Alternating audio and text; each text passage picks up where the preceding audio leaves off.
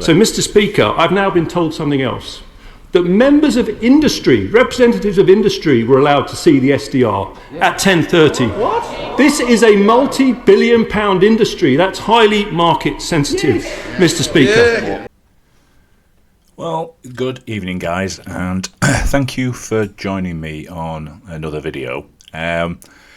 Today I've got something that is quite it's in the news at the moment, but it's quite interesting because the Speaker of the House is not a very happy person today or yesterday because of what happened, really, a procedural thing, but it's all about the new Strategic Defence Review that was launched by Labour yesterday, and it's to do with what the government are going to do because of what Europe are having to do because of Russia and whatnot, to basically fund arms and security within Europe, following Trump telling them all that they've got to increase spending in NATO. And so our country, Labour, have had to look at how they're going to increase spending. They basically had to put a proposal together to show that they are going to do this, going up to 3.5% eventually by 2039 or something. But they're going to have to increase it quite rapidly over the next sort of 4 or 5 years. And that's what it's about. But in actual fact, the row's less about that, because I think we realise we've got to do something like that. Where we're going to get the money from, I have no idea. But I think people realise that we've got to spend more money on the armed forces, because they've been absolutely stripped to the bone over the last 20 years, even longer. And so I think obviously it's important that we do this, but what's happened is something not quite right. Something doesn't pass the smell test, because Labour yesterday antagonised the Speaker of the House, Lindsay Hoyle, because of the way they went about launching the review. It sparked a lot of criticism because of the absence of a formal statement in the House of Commons. Traditionally, significant policy announcements like these have got to be presented to Parliament first, allowing for immediate scrutiny and obviously some debate and a lot of questions.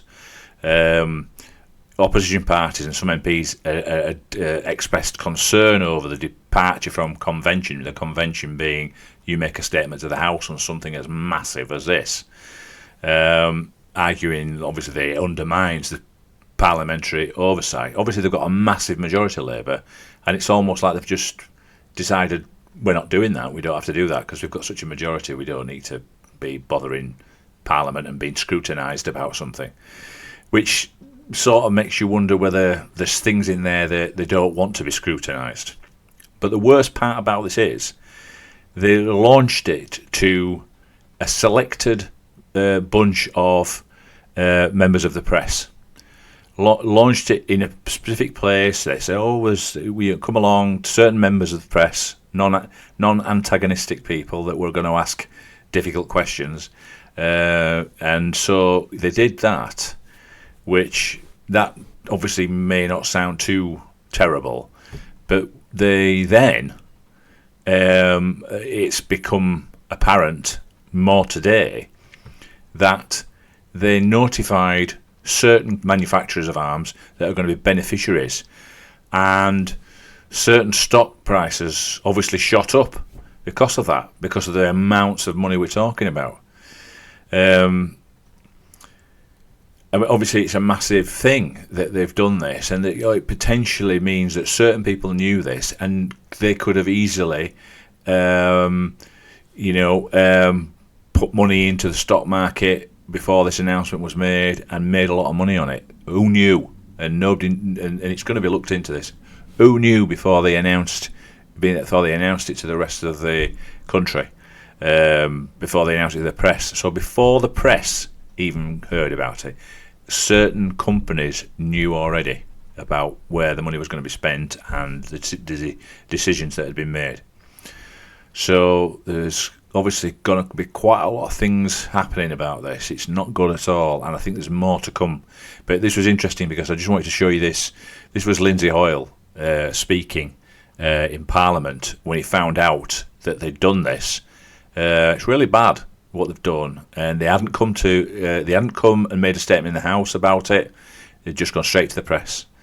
And so here's Lindsay Hoyle now, just making a statement, and it's quite an interesting statement. So here we go. This morning, the government published the Strategic Defence Review. The Prime Minister made a speech and held a press conference in Glasgow, in addition to other media appearances. This shows complete disregard for the House and for the honourable members.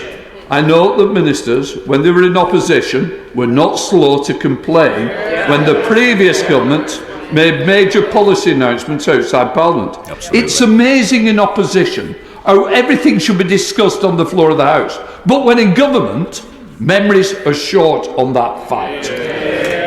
What has changed? I'll tell you what's changed.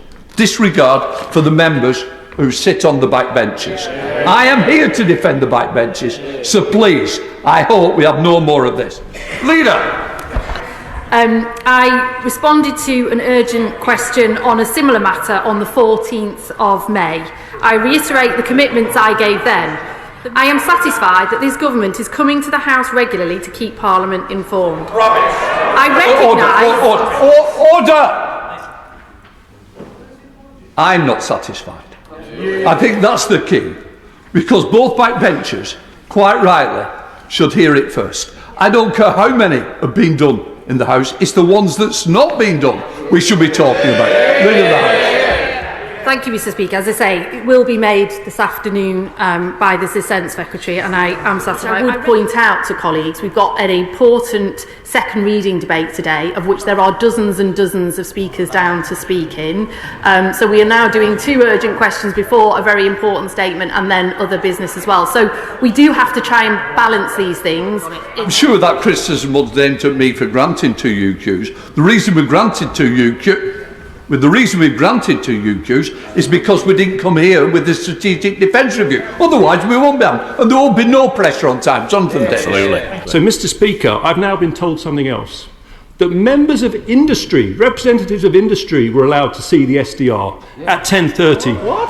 This is a multi-billion-pound industry. That's highly market sensitive, Mr. Speaker. I'm very disappointed that if industry have seen this Strategic Defence Review, members of this House, shocking, members of the Select Committee of Defence haven't seen it.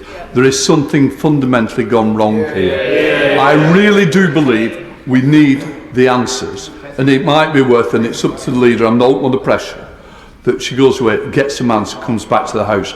The fact that journalists have been allowed to see it, but defence people who's got skin in the game before MPs here, I am very, very concerned.